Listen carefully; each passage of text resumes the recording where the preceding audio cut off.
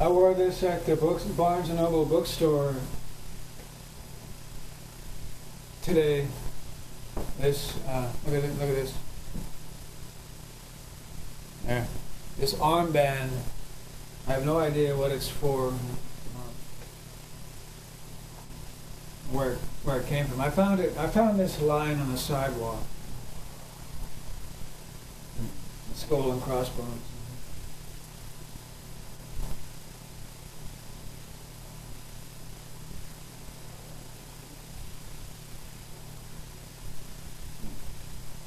That may be why the agent came in. A special agent? Yeah. Special agent came into the Barnes & Noble bookstore. Somebody might have called him and said, we got a member here. Yeah, it looks like, it has the appearance, it gives me the appearance of being a gang member. You know, like something a gang member would wear. Which is, of course, not the case at all. Or I can be thought of as a gang of one. There's your gang. It does not meet any profiling or criteria thereof for arrest or being placed under arrest for wearing this.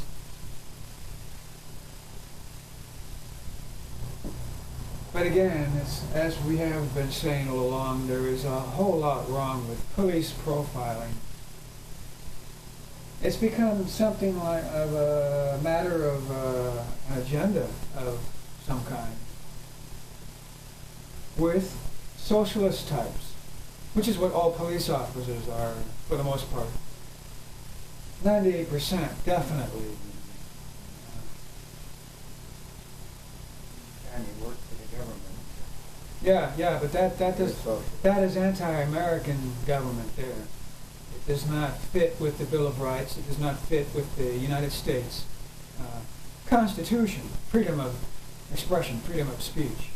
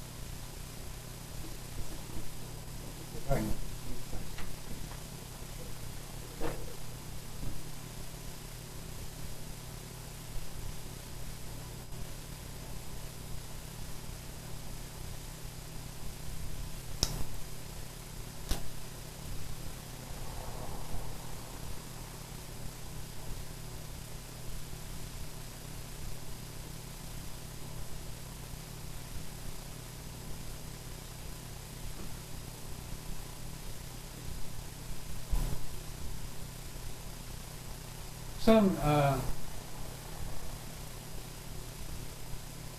fat ass of a bureaucrat looking person, looked like about my age, or could be around maybe older, 60, maybe between 50 and 60. Yeah. Walked up to our table at Barnes & Noble bookstore and asked me like a police officer, like, you know, I am somehow required to answer. What is that, man? What is that stuff you're reading? Something like that. Can I ask you what you're reading? He's referring to all the books on my table, and so right away I said to him, "No, you can't."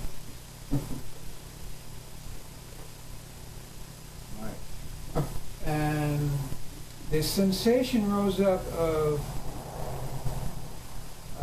like I was a feeling like I was punched in the nose, you know, without it actually happening. It was just a sensation, like an inner sensation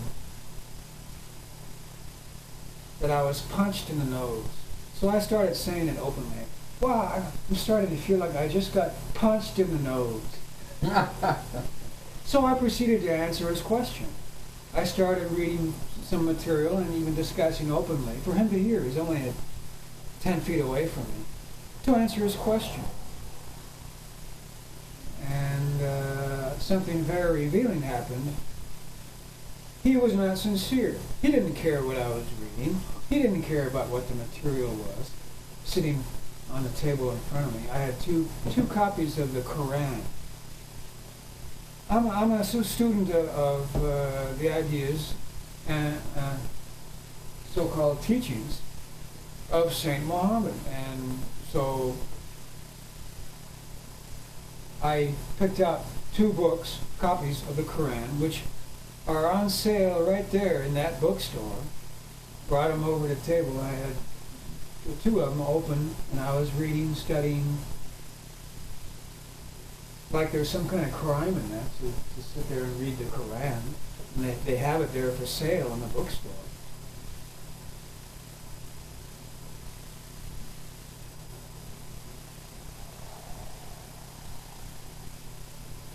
And began openly and loudly enough discussing ideas of Saint Mohammed in the Quran. To answer that man's question, and I was even saying, and reading material from views from the real world, ideas of Gabriel, started reading openly. And I even said it like this, to answer your question, even pointing at him, to answer your question. He's 10 feet away. You know, without speaking to him directly. Because I wanted to see, I really wanted to see if he was sincere or not. So what happened was, I started reading some material here about awakening, death, and birth from views of the real world. And for him, to answer your question, and said it like that, to answer your question, from a distance like that. And I found out I was right to tell him, no, you cannot ask me that, when he first walked up to me. I found out that I was right. I was right to do that. And then that sensation of getting punched in the nose lifted and went away. It was like a spiritual healing, a feeling of that, like a spiritual inner sensation of lifting of attention. For seeing the truth, that the man was not sincere. Not sincere at all.